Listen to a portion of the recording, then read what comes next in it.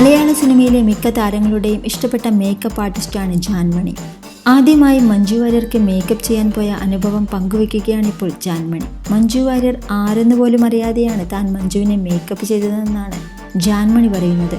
പൂർണിമ ചേച്ചിയാണ് വിളിക്കുന്നത്. എൻ്റെ സുഹൃത്താണ്, ഫോട്ടോഷൂട്ട് ഉണ്ട്, ചെയ്യുമോ എന്ന് ചോദിച്ചു. ചെയ്യാം, ആരാണെന്ന് ഞാൻ ചോദിച്ചു. നടൻ ദിലീപിൻ്റെ ഭാര്യയാണെന്ന് പറഞ്ഞു. ഞാൻ വന്ന സമയമാണല്ലോ, എനിക്ക് ആരാണ് സൂപ്പർ സ്റ്റാർ എന്നൊന്നും അറിയില്ല. ആരാണ് ദിലീപ് എന്ന് ഞാൻ ചോദിച്ചു. എൻ്റെ സുഹൃത്താണ്, നീ മേക്കപ്പ് ചെയ്യൂ എന്ന് പൂർണിമ ചേച്ചി പറഞ്ഞു. ചേച്ചി വിശദീകരിക്കാനൊന്നും നിന്നില്ല. ഞങ്ങൾ ചെന്നു. നല്ല സുന്ദരിയാണ്, പക്ഷേ ഞങ്ങൾ ലാഷസ് ബോക്സ് എടുക്കാൻ മറന്നിരുന്നു. തപ്പി ഒരെണ്ണം കിട്ടി. അത് രണ്ടാക്കി മുറിച്ചാണ് ലാഷസ് വെച്ച് കൊടുത്തത്. ആ സമയത്ത് മഞ്ജു ചേച്ചി സിനിമയിലേക്ക് തിരികെ വന്നിട്ടില്ല.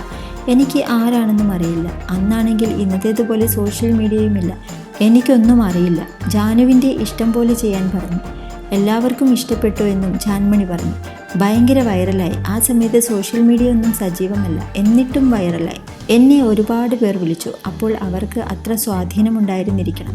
പിന്നെ ഞാൻ പൂർണിമ ചേച്ചിയെ വിളിച്ച് അവർ ആരാണ്, സീരിയലെങ്ങാനും അഭിനയിച്ചിട്ടുണ്ടോ എന്ന് ചോദിച്ചു. നീ എന്താണ് ചെയ്തതെന്ന് പൂർണിമ ചേച്ചി ചോദിച്ചു. ഞാൻ കുറച്ച് ഉപദേശം കൊടുത്തിരുന്നുവെന്ന് ഞാൻ പറഞ്ഞുവെന്നും താരം പറയുന്നു. പൂർണിമ ചേച്ചിയാണ് പറയുന്നത്, മഞ്ജു വാര്യർ സൂപ്പർ സ്റ്റാറാണ്, മമ്മൂട്ടിയെയും മോഹൻലാലിനെയും പോലെ വലിയ താരമാണ് എന്നൊക്കെ. അവർ വളരെ പ്രൊഫഷണൽ ആയിരുന്നു. ഫോട്ടോഷൂട്ട് കഴിഞ്ഞതുപോലും അറിഞ്ഞില്ല. അത്രയും എളിമയുള്ള സൂപ്പർ സ്റ്റാറിനെ ഞാൻ ആദ്യമായി കാണുകയായിരുന്നുവെന്നും ജാൻമണി പറഞ്ഞു. സീനിയർ ആർട്ടിസ്റ്റുകൾ വളരെയധികം ലാളിത്യമുള്ളവരാണ്. മഞ്ജു ചേച്ചി എപ്പോൾ മെസ്സേജ് അയച്ചാലും മറുപടി തരും. മഞ്ജു വാര്യർക്ക് മുന്നിൽ ഞാൻ ആരുമല്ല.